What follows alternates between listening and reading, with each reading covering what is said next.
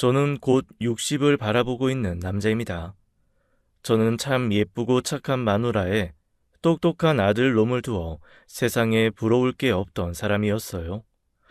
가난한 시골집에서 태어나 넉넉지 못하게 살아왔지만 그래도 성실하게 산 덕분에 아들 장가 보낼 때 부모로서 떳떳했습니다.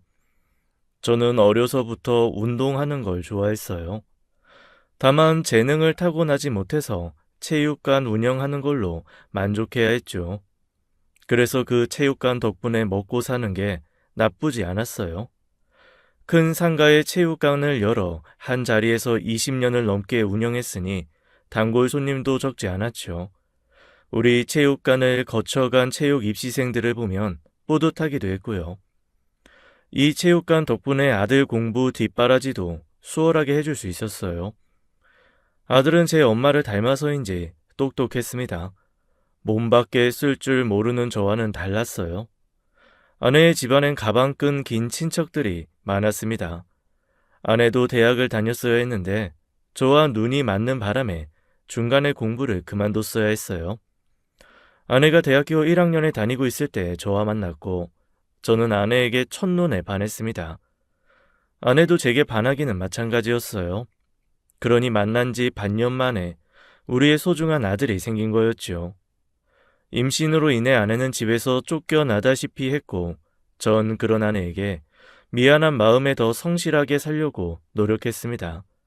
하는 일이 잘 될 때마다 이 모든 게 아내 덕이라고 생각했어요. 아내가 집안 살림이며 아들 교육이며 뭐 하나 빠짐없이 참 잘했거든요. 아내가 집안에서 중심을 잘 잡아주니 제가 일에 집중할 수 있었던 거였죠. 아내가 정성으로 키워낸 아들이 명문대에 가고 대기업에 들어갔을 때 우리 부부는 서로를 안고 등을 토닥여 주었습니다. 여보, 당신 그동안 정말 고생 많았어요. 내가 당신한테 고맙지. 그동안 지훈이 이렇게 잘 키워줘서 정말 고마워. 아내와 저는 사이도 좋았습니다. 가끔 아내가 반찬을 들고 체육관에 찾아오곤 했어요. 밖에 음식 몸에 나쁘다며 저를 챙겨준 것이었죠. 그럴 때면 체육관에서 함께 일하는 코치들이 저를 한없이 부러워했습니다. 개중엔 결혼 안 하고 인생 즐기며 살겠다던 총각도 있었는데 저와 아내를 보며 인생관을 바꾸고 결혼을 하기도 했죠. 저는 이렇게 살고 있는 제 스스로가 참 행복한 사람이라고 여겼어요. 제 아들도 저와 같은 삶을 살기를 바랬습니다. 그래서 아들이 며느리를 데려온다고 했을 때 아내와 저는 설레어서 잠도 제대로 못 잤어요. 아내와 저는 아들의 여자친구를 만나기도 전에 이미 그 아이를 사랑할 준비가 되어 있었죠. 아들을 사랑하는 만큼 며느리도 사랑스러울 거라고 생각했고요. 아내는 며느리를 대접한다고 온갖 사내 진미를 준비했습니다. 아내는 힘이 붙였는지 얼굴에 10가지 올라서든 열심히 음식을 해대더군요. 그렇게 정성껏 차려낸 음식들이 다 놓여지고 아내는 뿌듯한 모습으로 잠시 소파에 앉아서 쉬었어요. 그런데 아무리 기다려도 며느리가 나타나질 않는 겁니다. 약속한 시간이 오후 1시인데 오후 2시가 다 되어가도록 나타나질 않는 거였죠. 아들이 며느리를 마중 간다고 나간 지 이미 2시간도 넘은 시간이었고요. 처음 30분이 넘었을 때 아내가 아들에게 전화해 보자고 했었는데 제가 말렸습니다. 다 큰 애들이 어련히 잘 오지 않겠냐고 하면서요. 하지만 1시간이 넘었을 때쯤엔 제가 기다리는 게 지쳐 아들에게 전화를 해본다며 핸드폰을 꺼내 들었어요. 그때부터는 저도 좀 걱정이 되었거든요. 얘들이 왜 이렇게 늦지? 지훈이가 이렇게 연락도 없이 늦는 애가 아닌데. 혹시 중간에 무슨 일이라도 생긴 건 아닌지 모르겠네. 여보, 안 되겠어요. 당신이 한번 전화해봐요. 그래, 알았어. 아니, 내가 한번 전화해볼게. 아들에게 전화를 하려던 바로 그 순간에 집 초인종 소리가 들렸습니다. 아내는 불이 나게 현관으로 달려가 문을 열었죠. 아들과 며느리였어요. 아이, 좀 늦었어요. 많이 기다리셨죠? 괜찮아. 어서 들어와요. 오느라 많이 힘들었죠? 얼른 들어와요. 며느리 될 애가 양손에 바리바리 뭘 잔뜩 들고 왔더라고요. 안녕하세요. 늦어서 죄송합니다. 며느리는 참 살갑고 부침성도 좋았어요. 딱 아내와 제가 그리던 며느리상이었습니다.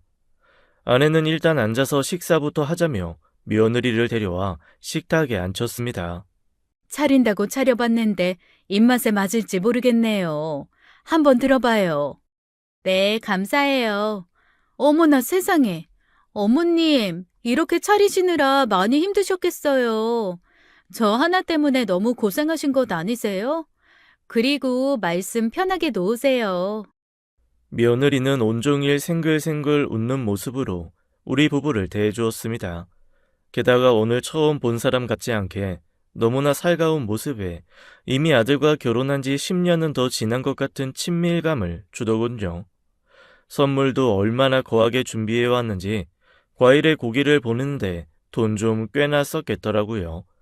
오늘 며느리가 늦은 이유도 선물 준비하는 과정에서 업체에서 준비가 늦어지는 바람에 그렇게 되었다고 했습니다.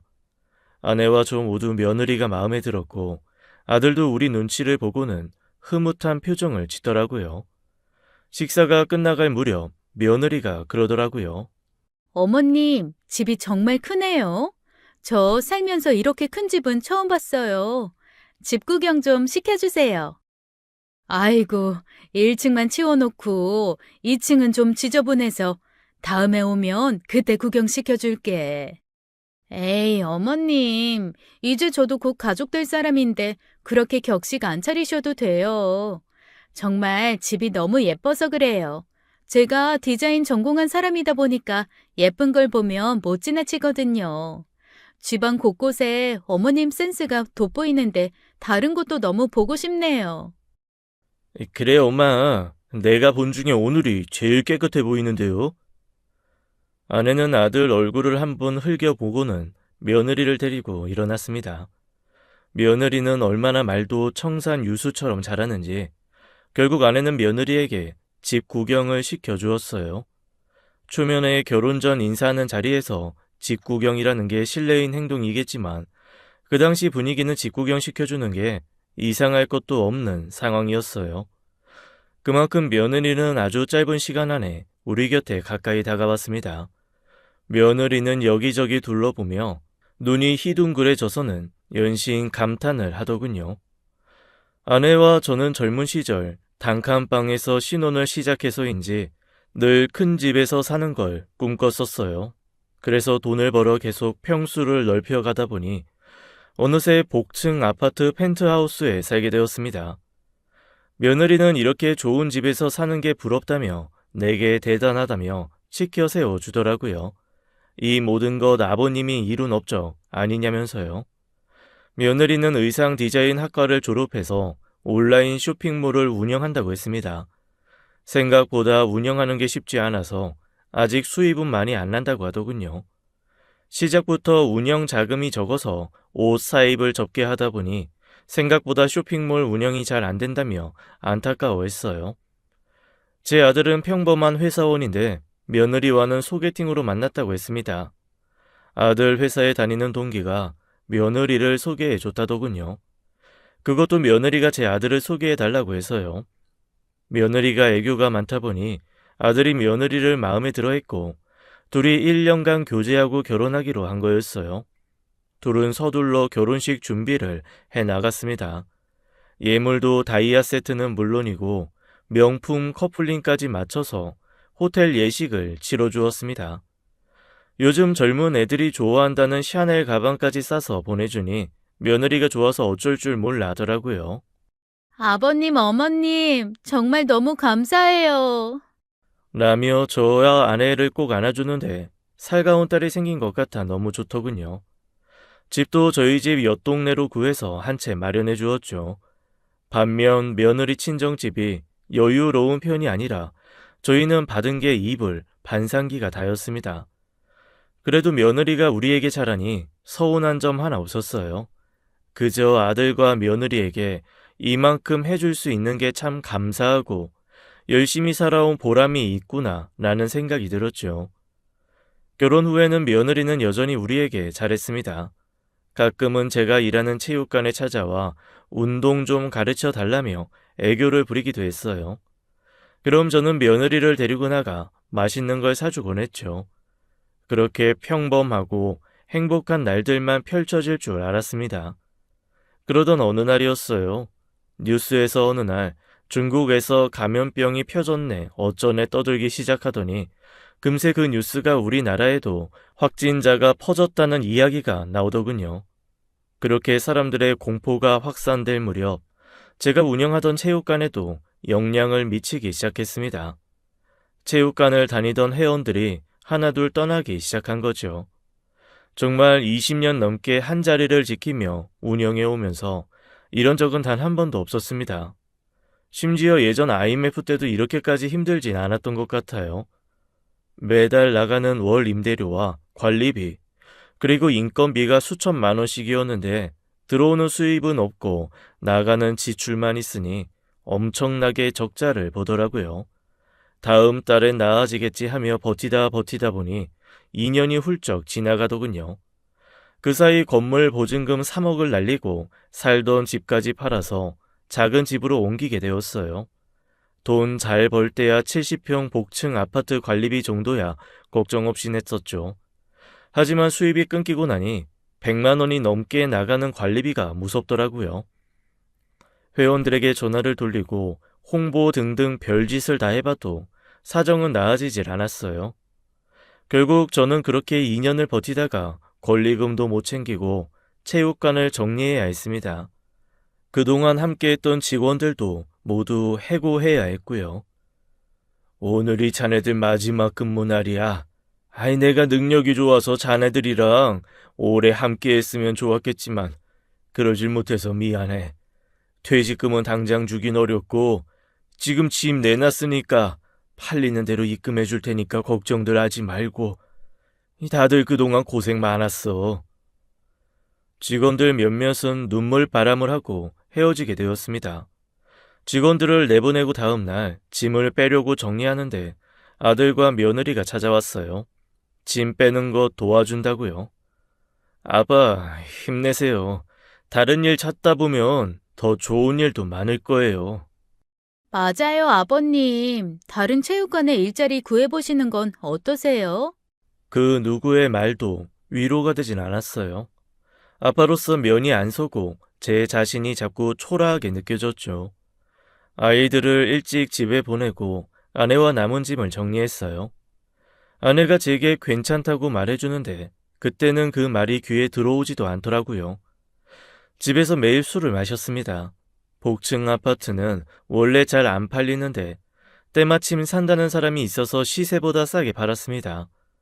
복층 아파트가 팔리자마자 직원들 퇴직금을 정산해 주었어요. 그리고 작은 집을 구해 이사를 들어가게 되었습니다. 작은 집으로 이사하던 날 아내는 이상하리만치 조용했어요. 제게 위로도 질타도 그 어떤 말도 하지 않더라고요.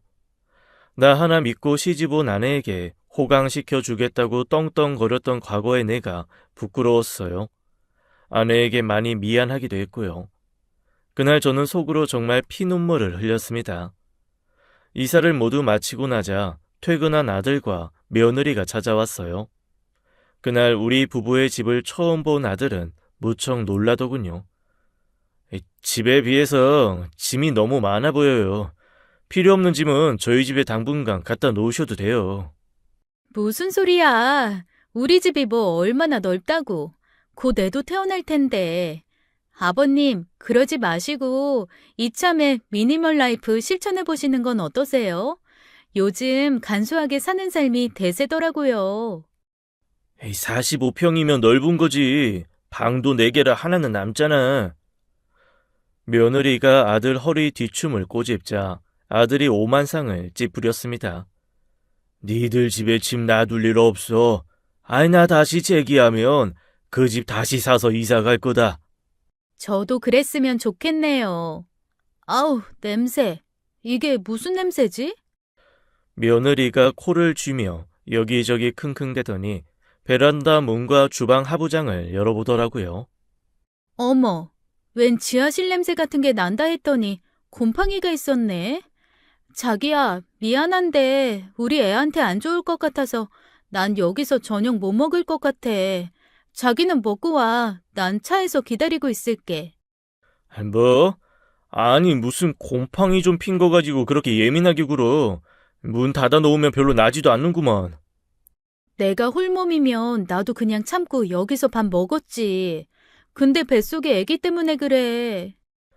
며느리가 현관에서 신발을 신고 나가자 아들도 우리 부부에게 대충 인사를 하고는 멋쩍은 듯 자리를 뜨더라고요. 지은이가 좀 냄새에 예민해서. 죄송해요, 엄마 아빠. 오늘 이사 도와드리지도 못해서 저녁이라도 한 끼 사드리려고 했는데 제가 다음에 주말에 시간 내서 올게요. 아내는 아들 며느리의 행동에 어이없어하며 대꾸도 안 하고 어안이 벙벙한 표정으로 지켜보기만 하더군요. 아들 며느리가 가고 나니 집안에 정막이 흘렀습니다. 그 정막을 깨고 아내가 말했어요. 힘든데 잠깐 침대에 허리 펴고 누웁시다. 아내는 침대에 대자로 뻗어 누웠어요. 저도 그 옆에 나란히 누웠습니다. 그곳에 누워있으니 옛 생각이 나더군요. 처음 아내를 만나 단칸방에서 살던 신혼집이 떠올랐어요. 아늑한 느낌이 딱 그 집 같았죠. 여기 이러고 누워있으니까 옛날 생각나네. 그때 오류동에 그 단칸방 생각나요?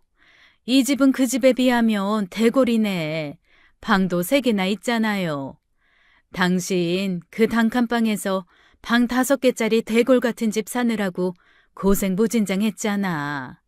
아파도 링겔 맞아가며 체육관 나가고. 그동안 일하느라 당신 고생 많았어요. 그러니까 이제 좀 쉬세요. 당신은 쉴 자격 있어. 그 말을 조용히 듣고 있는데 눈가가 왜 이렇게 뜨거워지던지 등을 돌리고 누워 아내 몰래 눈물을 훔쳤습니다. 저는 아내 말대로 당분간은 쉬면서 앞으로 어떻게 지낼지 계획을 좀 짜봐야겠다는 생각이 들었어요. 제가 며칠 생각에 잠겨 있던 사이 아내는 저 대신 일을 하겠다며 나가서는 한 번도 해보지 않은 건물 청소 일을 시작했습니다. 하지만 일주일 만에 허리를 다쳐서 돌아와야 했죠. 화장실 청소 중에 미끄러져 넘어졌거든요. 여보, 미안해요. 안 그래도 당신 힘든데 내 몸까지 이렇게 돼서. 아니야. 아니 내가 더 미안하지. 내가 정신 차리고 다른 일 빨리 구했으면 당신이 이렇게 다칠 일도 없었을 텐데 내가 미안해 여보. 저는 아픈 아내를 뒤로하고 뭐라도 해야겠다 싶어서 아르바이트 자리를 알아보았습니다. 미래 계획은 잠시 접어두고요. 정처 없이 집을 나와 상가 주변을 돌아다녔어요.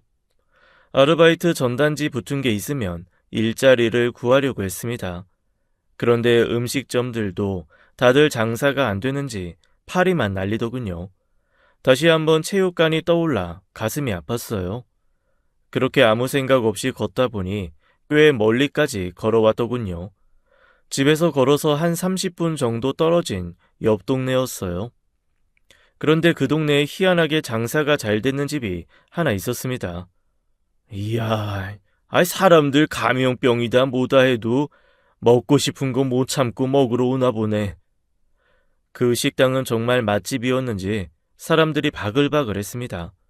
게다가 유리문 앞에는 구인 공고까지 붙어 있었어요. 저는 사막에서 바늘이라도 찾은 것처럼 기쁜 마음으로 얼른 그 식당으로 들어갔습니다. 제가 나이는 좀 있어도 운동하던 사람이라 체격이 좋다 보니 그 식당 사장님이 마음에 들었나 봐요. 오늘부터 당장 일해 줄 수 있냐고 하더라고요. 저는 그곳에서 일을 시작하게 되었어요. 갈비집에 숯불 넣는 일이었는데 시급이 꽤 좋았습니다. 식당 뒤편에서 숯불을 피우는 게 편한 일은 아니었어요. 연기에 먼지를 뒤집어 써가며 숯불을 피워서 나르는 일이라 화상 위험도 있고 숨쉬기도 불편했죠. 하지만 이 시국에 이런 일이라도 하게 된 것에 감사했어요. 게다가 오랜만에 몸 써가며 일하고 나니 뿌듯했습니다. 집으로 돌아가니 아내가 놀라더라고요. 당신, 이게 무슨 냄새예요? 당신 머리에서 숯불 냄새가 나요. 나 오늘부터 갈비집 숯불 알바 시작했어. 힘든 일 아니에요? 이 세상에 안 힘든 일도 있나? 그래도 이 시국에 장사 잘 되는 고깃집이 있어서 나 같은 사람도 일할 수 있어서 뭐 다행이지. 그래도 숯불 다루는 거 위험하니까 조심해요. 알겠어. 그나저나 오늘 애들은 다녀갔어요. 며느리도 지훈이만요. 아내의 대답에 마음 한구석에 서운함이라는 감정이 싹 트더군요. 며느리는 어느 순간부터 예전의 며느리가 아니었습니다. 임신해서 예민해져서 그렇겠지라고 생각해보려 노력했지만 솔직히 아내도 저도 며느리의 달라진 태도를 뻔히 느끼고 있었어요. 며느리는 제 사업이 어려워진 후부터 조금씩 달라졌다는 것을요. 살가운 말투, 존경하는 말투는 오간되었고 우리를 귀찮아하고 싫어하는 티를 팍팍 내고 있었습니다. 아내가 다쳤다는 소식에 얼굴 한번 내비치지 않는 게 그 증거였죠. 고작 한다는 건 전화로 말만 번지르르하게 해대는 거였어요. 어머님, 오늘은 좀 어떠세요? 제가 가서 어머님 챙겨드려야 하는데 저도 홀몸이 아니라서요. 정말 죄송해요. 대신 제가 어머님 빨리 나으시라고 기도 많이 드릴게요. 항상 똑같은 립 서비스가 다였어요. 그나마 아들이 시간 내서 찾아와 제 어미를 챙기는 건 참 다행이라는 생각이 들었습니다. 그래도 아들은 인성 바르게 키웠구나 싶었죠. 하루는 아내가 병원에 가야 하는 날이었어요. 저는 일을 하고 있으니 데려다 줄 수가 없어서 며느리에게 부탁을 하게 되었습니다. 그동안 코빼기도 안 보이는 며느리가 괘씸해서 일부러 더 부르려던 것도 있었어요. 그래도 시아버지인 제가 직접 며느리에게 부탁하면 한 번 정도는 들어주겠지 하는 마음으로 전화를 했습니다. 오늘 너희 시어머니가 병원에 가야 하는데 내가 오늘 일을 나가야 해서 말이다. 혹시 네가 시간 괜찮으면 대신 가줄 수 있냐? 어머, 아버님 일 시작하셨어요? 무슨 일이요? 그냥 뭐 소일거리지. 아무튼 오늘 시간 괜찮니? 어쩌죠? 제가 요새 좀 바빠서요. 며느라, 너 임신 전에 퇴사하지 않았냐? 요새 다시 일하는 거야? 아니요. 제가 임신 중인데 무슨 일을 할 수가 있겠어요. 하긴 이것도 일이라면 일인가? 저 오늘 태교 요가 가야 되거든요. 그러니까 어머님 병원 시간을 바꾸던지 아니면 아버님이 아르바이트를 빼고 가시던지 해보세요. 그리고 제가 홀몸도 아닌데 이런 부탁하시는 거 좀 불편하네요. 너무나 단칼에 거절하는 며느리의 태도에 뭐라고 대꾸할 새도 없이 며느리는 바쁘다며 전화를 끊었습니다. 제가 큰 집에서 살고 체육관 일도 잘 될 때는 며느리가 간이고 쓸개고 내줄 것처럼 잘했었어요. 그런데 체육관이 망하고 사는 게 변변치 않아지니 우리를 은근 무시하는 것 같았죠. 이게 다 체육관 건사를 제대로 못한 내 탓인 것만 같아서 너무 속상하고 자존심도 상했습니다. 결국 아내는 예전 아파트 이웃 주민이었던 아내의 친구의 도움을 받아 병원에 가게 되었습니다.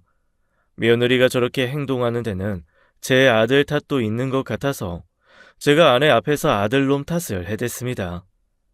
며느리가 저렇게 우릴 무시하는 게 우리 아들 탓도 있어. 며느리가 저렇게 행동하는데도 지훈이가 그런가 보다 하고 넘어가니까 며느리가 우리를 우습게 보는 거잖아. 여보, 무슨 말을 또 그렇게까지 해요. 애들이 뭐 일부러 그랬겠어요?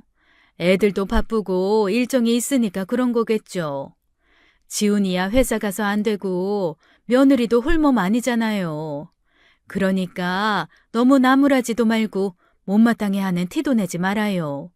이게 다 내가 다친 탓이잖아요.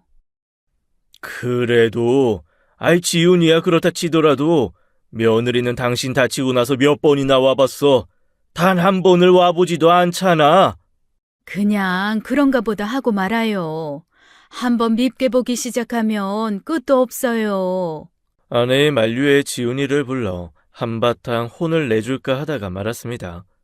그렇게 3, 4개월 정도 시간이 지나고 아내의 허리가 다 나아갈 쯤이었어요. 며느리가 출산을 하게 되었어요. 임신 중에 태교다 뭐다 해서 별별 운동을 다 하더니 결국 제왕절개를 해서 아이를 낳더군요. 저는 고지식한 사람은 아니라서 필요하다면 제왕절개를 하는 것도 괜찮다고 생각합니다. 그런데 며느리가 제왕절개를 한 이유가 너무나 황당했어요. 아들인 며느리가 제왕절개를 할 것이라고 하기에 혹시 사돈댁에서 좋은 날을 정해주신 건가 싶었습니다. 그런데 그런 이유가 아니었어요. 출산할 때 아기가 나오면서 여자로서의 성기능이 떨어질까봐 그렇다고 하더군요. 뭐 아무튼 그런 건 며느리의 선택이니 그런가 보다 하고 말았습니다.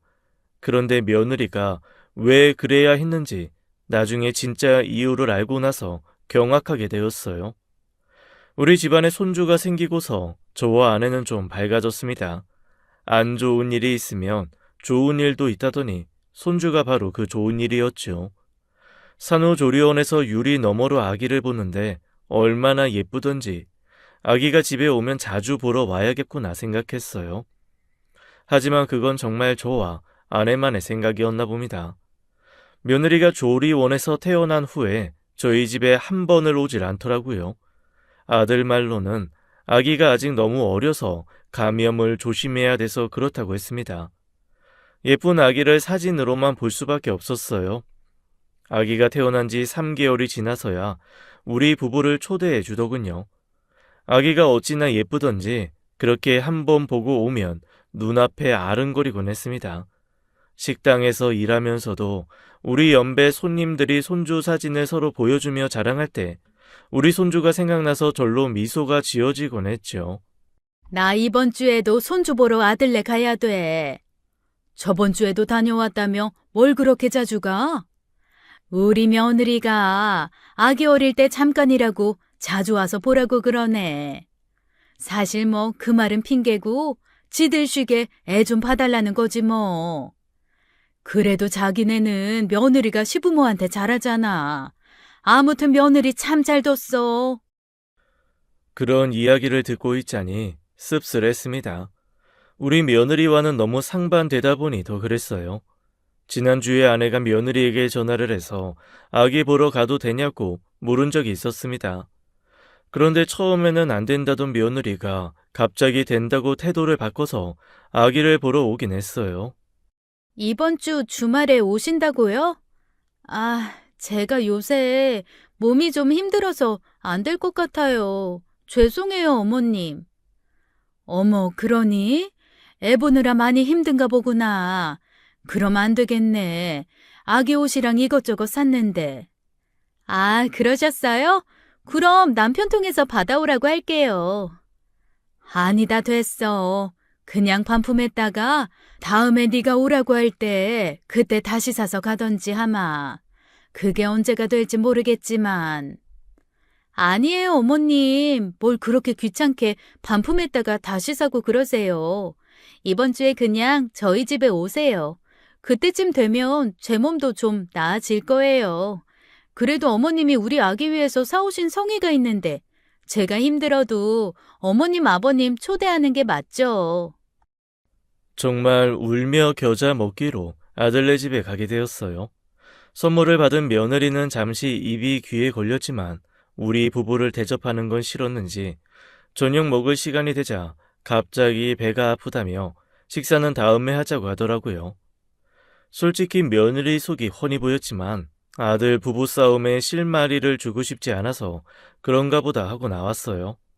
며느리 눈치가 보여서 아기도 못 보는 처지가 처량하게 느껴져서 손님들 대화에 속이 쓰린 거였죠. 그러던 어느 날 충격적인 비보를 듣게 되었습니다. 제 하나뿐인 형이 죽었다는 소식이었어요. 형의 시신이 한국으로 오고 있다고 했습니다. 제 형은 형수님과 미국으로 건너가 살다가 그곳에서 이혼을 하고 외로운 삶을 살고 있었어요. 가끔 형과 안부 전화를 주고받곤 했는데 목소리에서 외로움이 묻어나곤 했죠. 형님, 이제 그만 한국으로 들어와서 사는 게 어때요? 이제 와서 무슨 한국에 가봐야 아는 사람도 없는데 뭘. 일도 여기서 하는 게 보수도 더 좋고 이 살던 대로 난 여기서 사는 게 편하다. 거참 고집 그만 부리고 내 옆에 와서 살라니까 그러네. 거기 낯선 외국 땅에 아무리 오래 살아봐야 형님은 그냥 이방인 아니오. 말년에 몸 아프고 그러면 병원비도 많이 들 텐데 이제 그만 은퇴하고 넘어와요. 내가 이래봐도 이 약 먹는 것도 하나 없고 은근 건강 체질이야. 너나 몸 건강 잘 챙겨. 그나저나 네 형수는 연락 온 적 없지? 형수님이 나한테 연락 올 일이 뭐가 있어요. 노란 머리 남자 좋다고 간 사람을. 형님, 여직 형수한테 미련 있수? 미련은 무슨? 야, 이놈아 헤어진 지가 언젠데? 그러니까요. 헤어진 지가 언젠데 아직도 형수 안부를 묻고 그래. 아이 설마 그래서 아직 그 외국 땅에 살고 있는 거요? 형수가 돌아오기라도 할까봐. 형수님은 바람이 나서 형님을 떠나셨어요. 결혼 10년 만에 형수님이 임신을 하고 형님은 날아갈 듯 기뻐했어요. 하지만 출산하는 날 노란머리 아기가 나왔다고 하더군요. 형수님이 결혼 10년 만에 바람이 난 거였어요.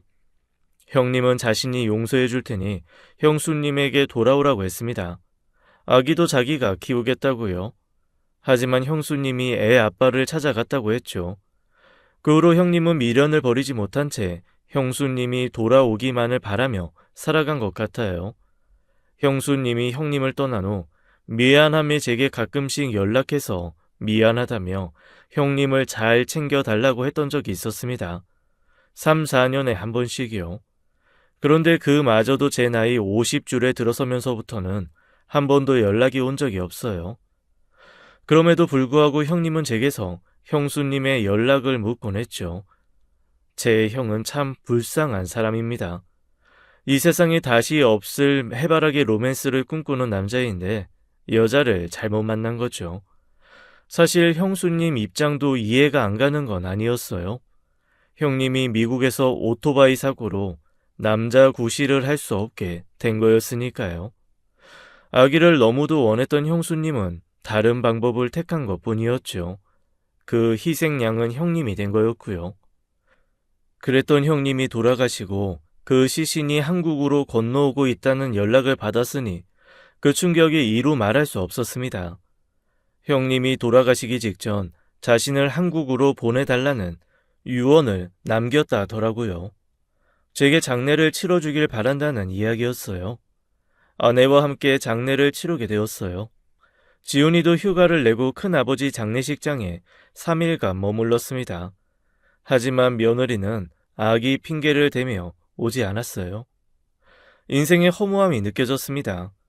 형님이 낙상사고로 너무나 갑작스럽게 돌아가신 거였거든요. 아내는 슬픔에 잠긴 제게 잠시 일을 쉬는 게 어떻냐고 했어요. 하지만 저는 오히려 일을 쉬지 않는 게 슬픈 생각을 덜할 것 같았죠. 갈비집에서 숯불을 나르다 보니 잡생각이 들지 않더군요. 그러다 퇴근하고 집에 오는 길엔 어김없이 형과의 어릴 적 추억이 떠오르며 눈가가 촉촉해지곤 했어요. 그러던 어느 날이었어요. 그날도 어김없이 숯에 불을 피우고 숯불을 나르고 있었습니다.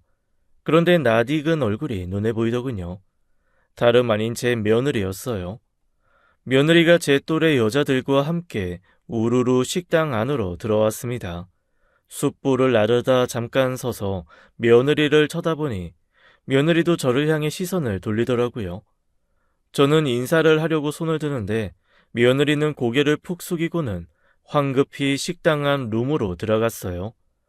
분명히 눈이 마주쳤는데도 저를 모른 채 한 거였습니다. 그 모습에 제 얼굴이 다 화끈거리더라고요. 며느리가 저를 창피해한 것이었으니까요. 결국 저는 김 씨에게 저 대신 3번 룸에 숯불을 올려달라고 부탁했습니다. 3번 룸의 방문이 열릴 때마다 며느리가 하하호호 웃는 게 보이더군요. 그러다 저와 눈이 마주치면 정색을 하며 고개를 돌렸습니다. 식사가 방으로 들어가고 나서 얼마 후에 며느리가 나와 화장실로 가더군요. 잠시 후 제 전화 벨소리가 울렸습니다. 여보세요. 아버님, 행여라도 저한테 아는 체 하지 마세요. 저 지금 조리원 동기 모임 온 거란 말이에요. 아버님이 여기서 일한다는 거 알면 지훈 씨랑 우리 아기랑 무슨 망신이에요. 뭐? 망신? 너는 내가 갈비집에서 숯불 나르는 게 창피하냐? 그럼 이게 자랑스러울 일이에요? 아르바이트 하신다기에 체육관 코치라도 하고 계신 줄 알았더니 이게 뭐예요? 차라리 하실 거면 먼 동네 가서 하시지. 왜 하필 이 동네에서 일을 하고 난리세요? 동네 창피하게. 너 말이면 단 줄 아냐? 어디 감히 시아버지 무서운 줄도 모르고? 아버님, 저는 아버님보다 이 동네 엄마들 입이 더 무서워요. 아버님 때문에 우리 애 아빠까지 싸잡아서 무시당하면 어쩌려고 그러세요? 아무튼 절대로 저한테 아는 체 하지 마세요. 제발 아버님 손주 체면도 생각 좀 해주시라고요. 아셨죠? 정말 어이가 없다 못해 당황스럽고 황당해서 미치겠더라고요. 화가 머리끝까지 올라 심장이 쿵쾅쿵쾅 뛰기까지 하더군요. 당장이라도 놈에 쫓아들어가 수출 며느리에게 쏟아붓고 싶은 심정이었어요. 그 화를 가라앉히려고 20년째 끊은 담배를 피우기까지 했어요. 김 씨에게 담배를 한 대 빌리자 김 씨가 그러더군요. 아이 정 관장, 오늘 뭔 일이 있어? 관장은 무슨, 그만둔 지가 언젠데 아무 일도 없어. 김 씨는 우리 체육관에 오던 단골 손님이었습니다.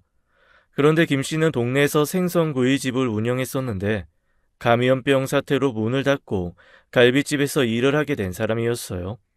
저와 처지가 같은 사람이었죠. 아무 일도 없긴. 담배 끊은 지가 언젠데 정 관장이 담배를 다 잡고 혹시 오늘 3번 룸 안에 뭐 아는 사람이 더 있었던 거요? 거기 문만 열리면 계속 쳐다보던데. 아는 사람은 무슨, 그냥 갑자기 담배가 땡겨서 그런 거지. 담배 남는 거 있어? 한 대만 더 줘봐.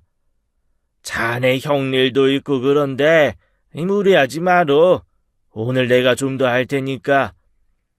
속사정도 모르면서 저를 배려해주는 김씨에게 고맙더군요. 차마 며느리 때문에 속이 뒤집혔다는 이야기는 못하겠어서 얼버무리고 말았습니다. 참, 이렇게 피 한 방울 안 섞인 남도 나한테 신경을 써줬는데 내 아들놈, 와이프식이나 되는 며느리는 왜 저 모양인지 속이 상했어요. 그날 며느리는 끝까지 저를 모른 체하며 카운터에 와서 결제를 하더군요. 결제 카드를 쥔 며느리 손에는 제가 사준 1캐럿짜리 다이아 반지가 끼워져 있었습니다. 그걸 보는데 절로 한숨이 나왔어요. 며느리가 출입문을 열고 나가는 순간 뒤돌아 나가는 며느리의 뒤통수를 냅다 치고 싶었지만 그건 상상 속에서나 가능했습니다. 정작 아들은 며느리와 잘 살고 있는데 부모된 입장에서 제가 아들을 난처하게 할 수는 없었으니까요. 제발 며느리가 저 인성 드러내지 않고 내 아들에게만큼은 잘하고 살기를 바랄 뿐이었죠. 결국 저는 그날 김 씨를 불러다 술 한 잔을 하게 되었어요. 며느리가 3번 방에 왔었다는 이야기까지 하게 됐죠. 김 씨는 그런 싸가지 없는 며느리가 어딨냐며 저 대신 화를 내주더군요. 그렇게 술로 스트레스를 풀었습니다. 얼싸하게 취한 채 비틀거리며 집으로 돌아갔어요. 집에 가는 길에 시계를 보려고 핸드폰을 꺼냈는데 배터리가 나갔더군요. 아내에겐 이미 술 한잔하고 들어가겠다고 말했던 터라 먼저 자고 있겠거니 했죠. 집에 들어가자마자 나왔다 한마디를 하고 옷만 대충 벗어 던진 채 거실에 쓰러져 잠이 들었어요.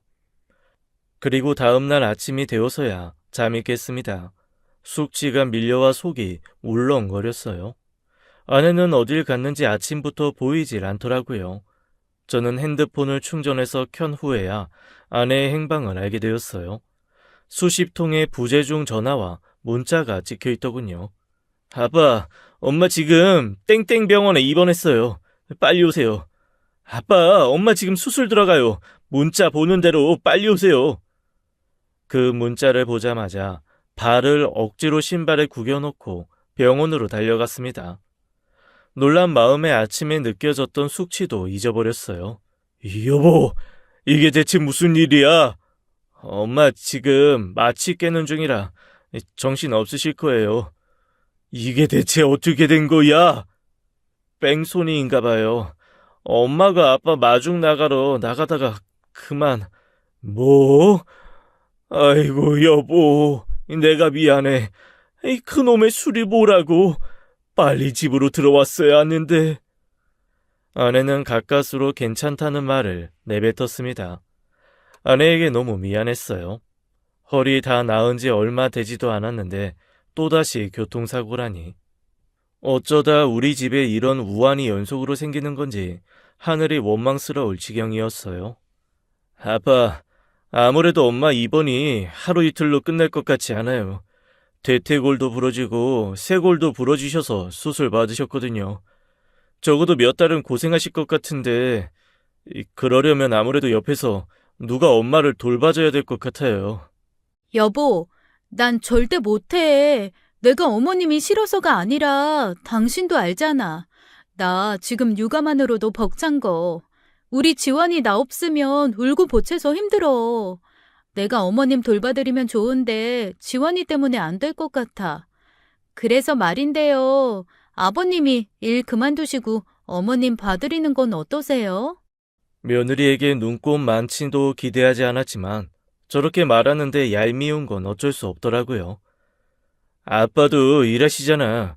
지금 당장 수술비에 입원비 내시려면 목돈 들어갈 텐데 일 그만두시는 게 부담되실 거야.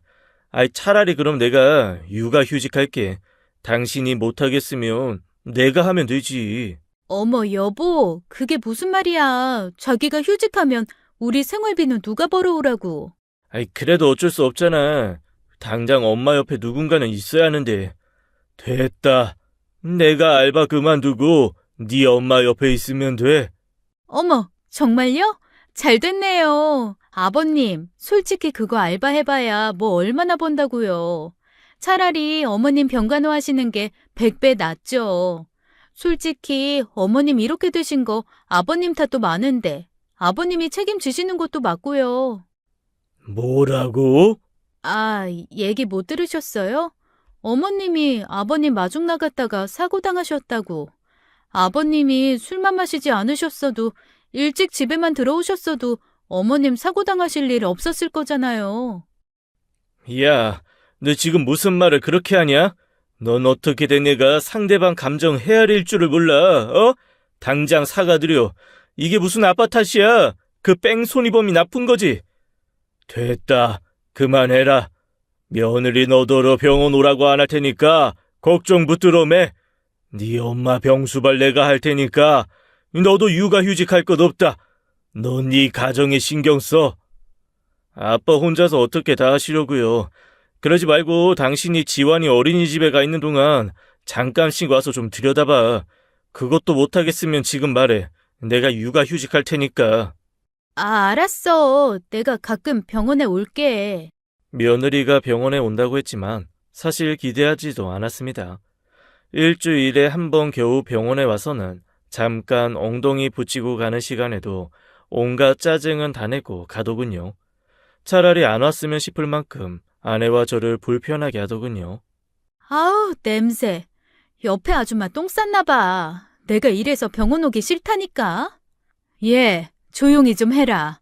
너 무슨 말을 그렇게 하니? 여기 아픈 사람들 있으니까 당연히 그럴 수 있는 건데. 너는 평생 안 아플 줄 알아? 그렇게 말 함부로 하지 말거라. 어머님, 지금 어머님 병간호 온 저한테 아프라고 저주하시는 거예요? 냄새 나니까 난다고 한 건데 그게 나쁜 건 아니잖아요. 아유, 내가 쟤한테 뭔 말 한마디를 못하겠네. 얘, 너 지환이 데리러 갈 시간 안 됐니? 그만 가보거라. 지환이 보느라 바쁠 텐데 굳이 여기 올 것 없어. 정말이죠? 분명히 어머님이 저 오지 말라고 하신 거예요. 나중에 딴소리 하지 마세요. 괜히 저랑 지환이 아빠 싸움 나니까.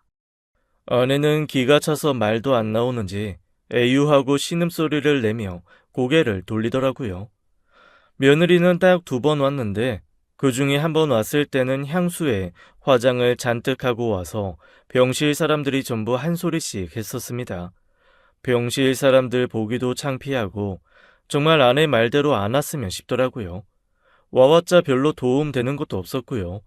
그렇게 화장에 향수를 뿌리고 와서는 조리원 모임 가야 된다면서 급하게 나가는데 조리원 안 가본 사람은 어디 서러워서 살 수가 있나 싶었습니다.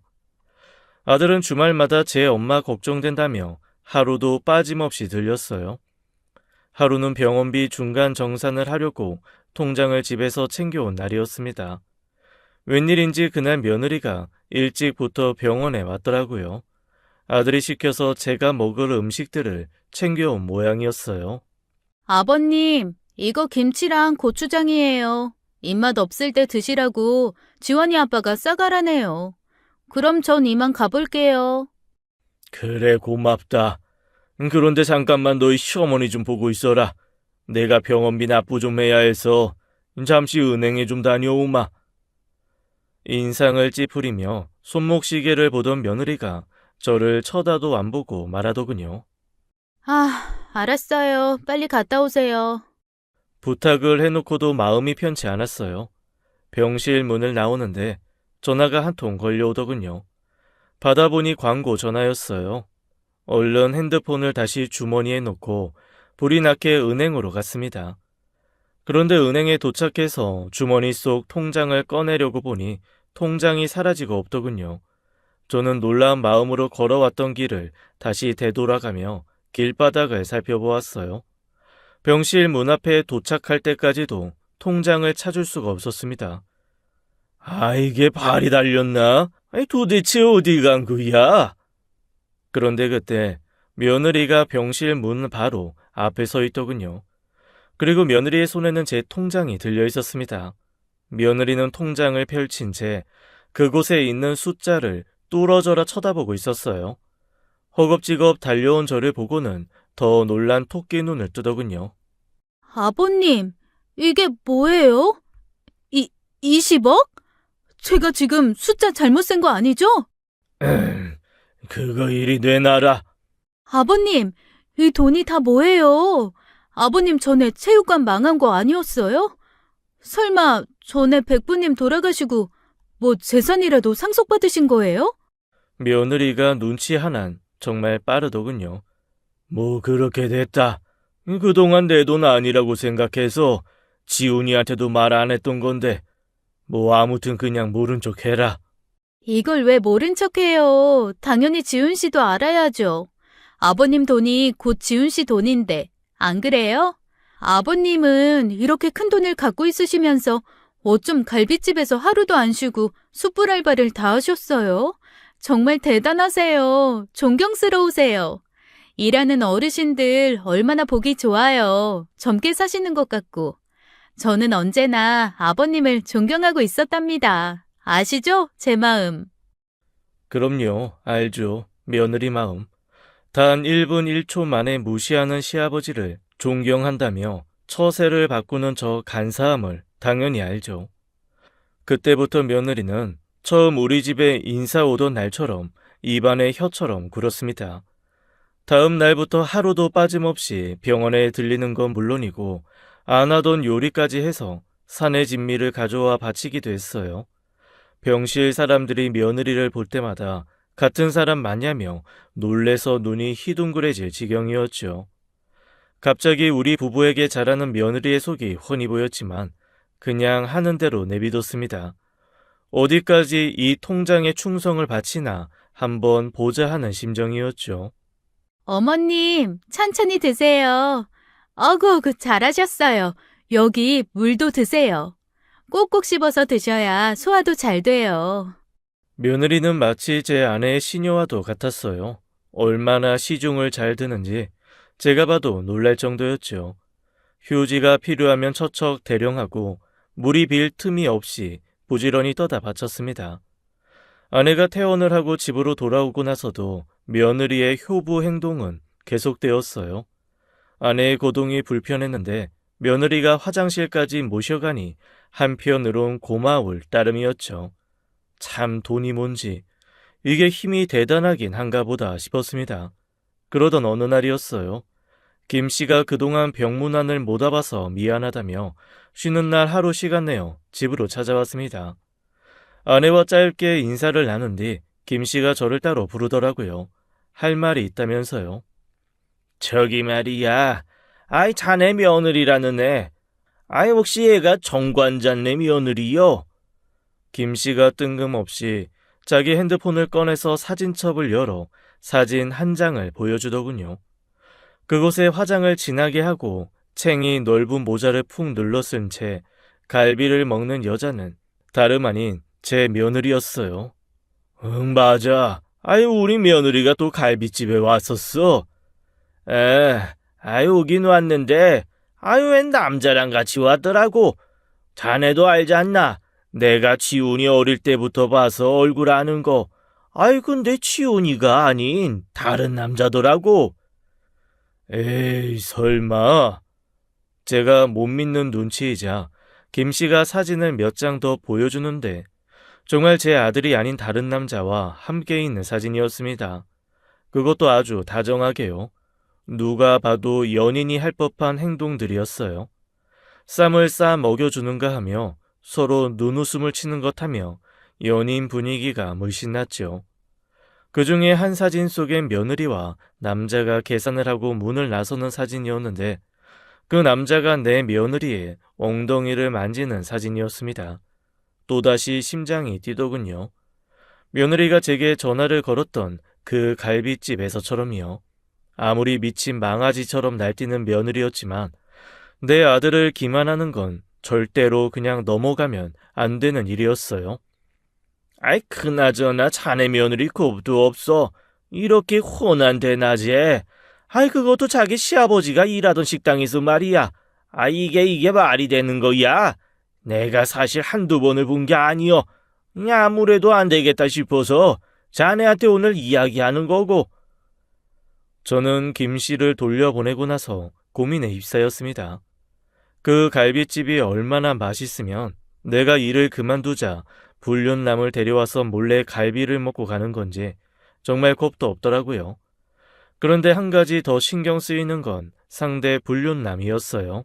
왜냐하면 제 손주와 너무나 닮은 인상 때문이었죠.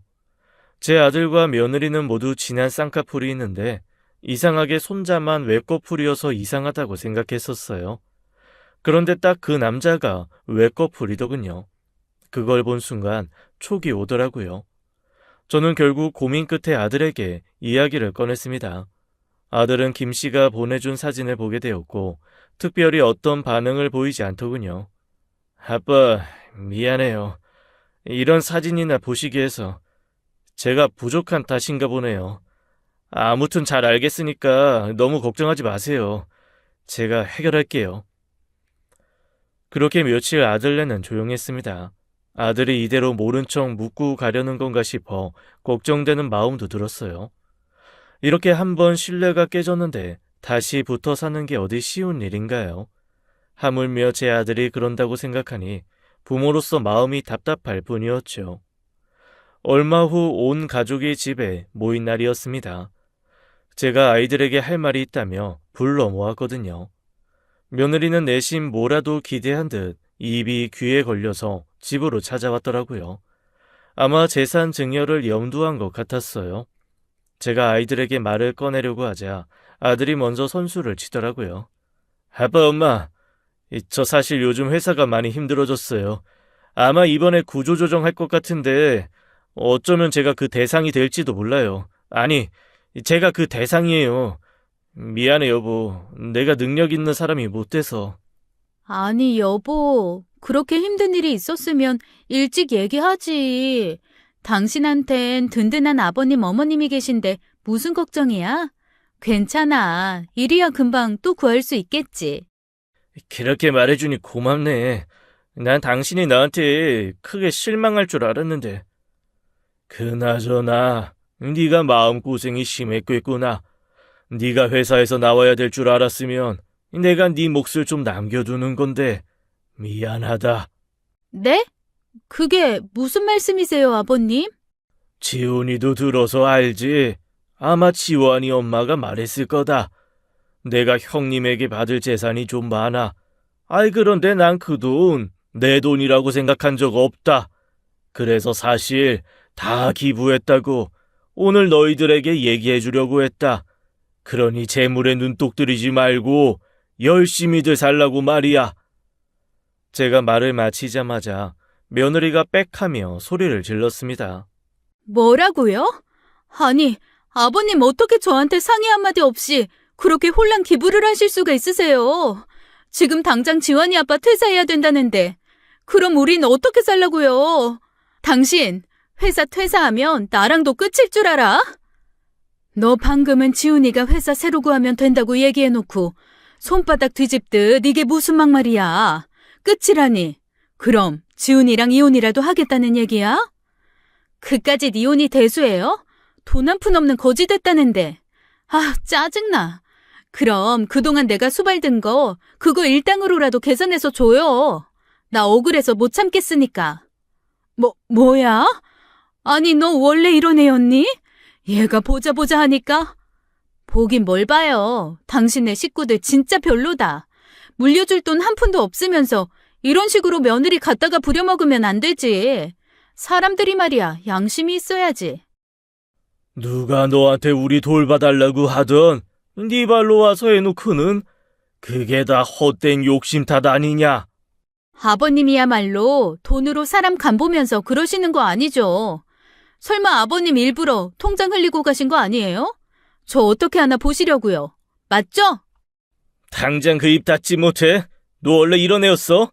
나한테 온갖 알람방구 살살 끼면서 간쓸게 내줄 것처럼 굴더니 이젠 내가 회사에서 잘린다니까 눈에 뵈는 게 없지? 나도 너 같은 와이프 필요 없어. 잘 됐네. 이혼해. 당신도 원하는 것 같으니까. 협의 이혼하면 되겠네. 며느리의 그 말이 떨어지자마자 아들이 사진을 며느리 얼굴에 던졌습니다. 위자료 소송도 같이 할 거니까 그런 줄 알아. 이 빈대 같은 년. 누가 무서워할 줄 알고? 이혼해. 소송해. 나도 어차피 빈털털이랑 오래 갈 생각 없었어. 그날 아들과 며느리는 완전히 갈라섰어요. 아들은 위자료 소송에서 3천만 원을 받았습니다.